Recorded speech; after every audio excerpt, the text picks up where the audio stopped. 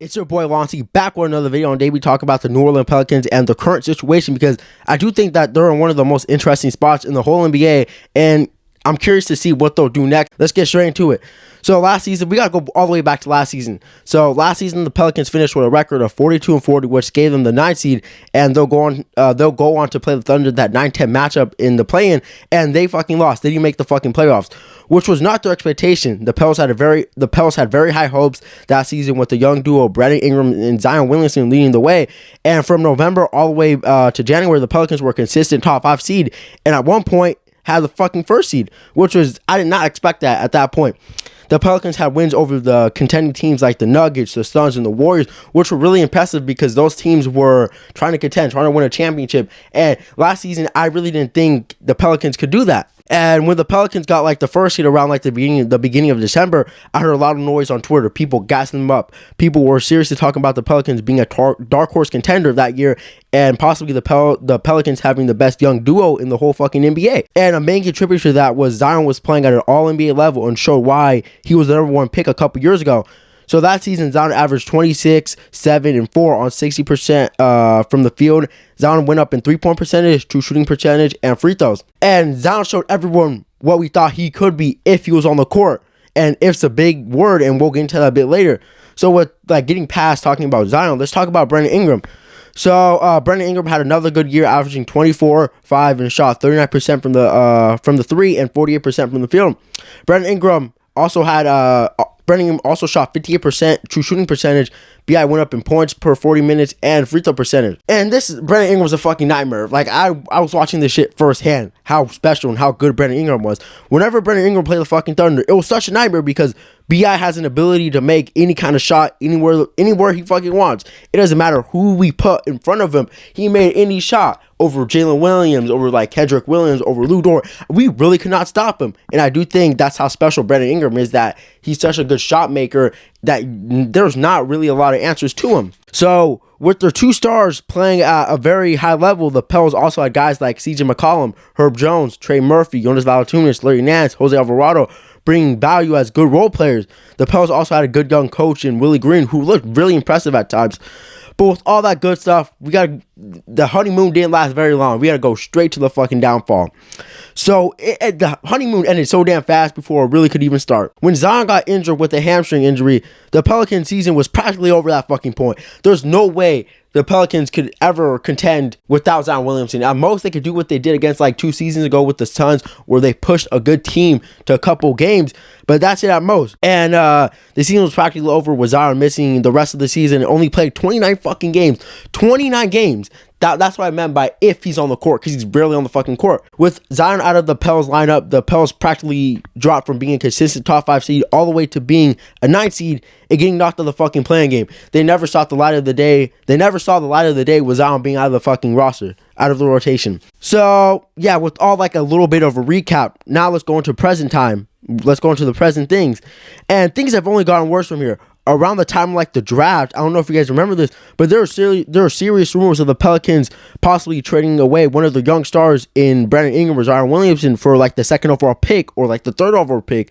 And a main reason why the Pelicans thought about doing this trade was the idea of getting Scoot Henderson, because Scoot Henderson would be practically a number 1 pick in any other draft class besides this one because of Wemby, and Scoot has a very high ceiling and gets comparisons to Derrick Rose and Russell Westbrook.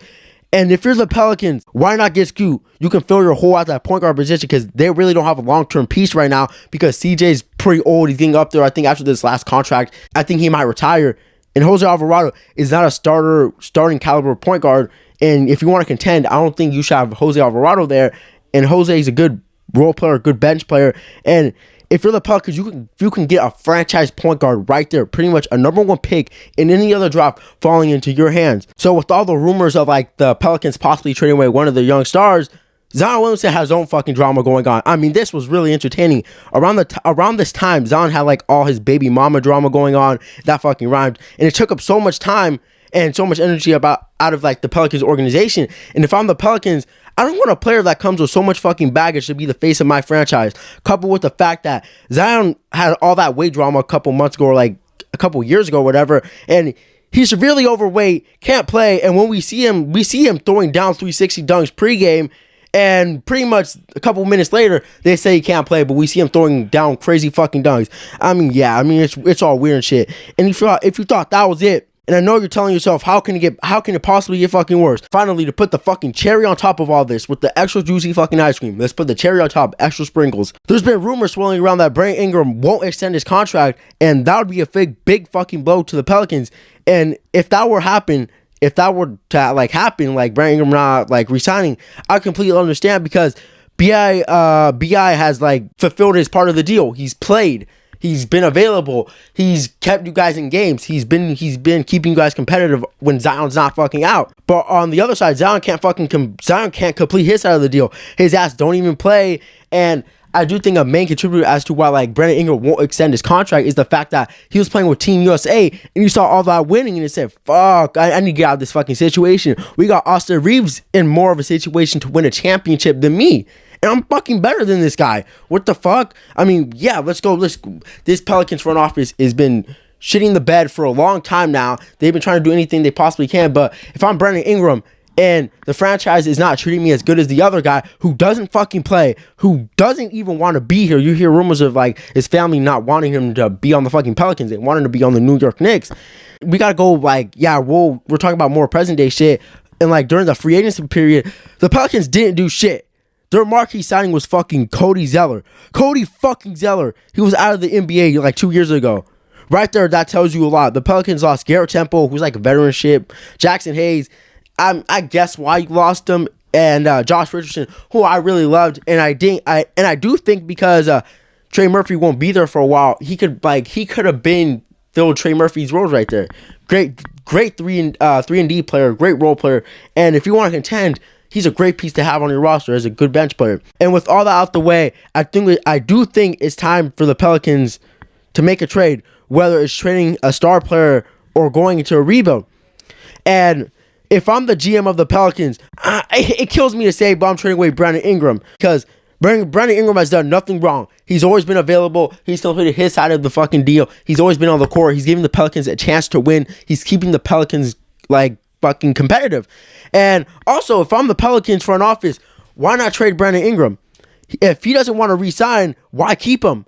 I'll trade him for like a superstar player. Like, for example, and I'm actually being serious about this, let's try to get Damian Lillard for Brandon Ingram. Because if I'm the fucking Blazers, I'd much rather have Brandon Ingram and a couple other assets than Tyler Hero. Fuck Tyler Hero. We already have better guards than him. Better guards for the future. We don't need that weak ass shit.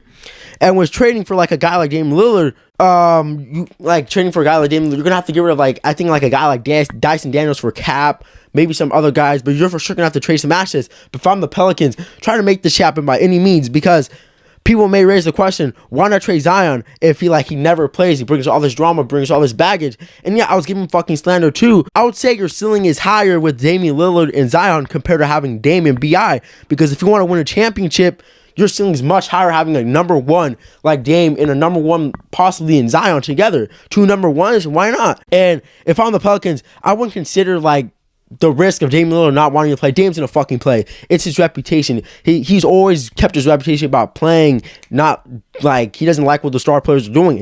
And it's gonna be worse for Dame if he doesn't play. It's gonna be a bad look for him. But yeah, other than that, yeah, it's pretty much the fucking end of the video. Let me know what you guys think about that down below. Took a lot of fucking notes. And it's been your boy Lonty. Peace out.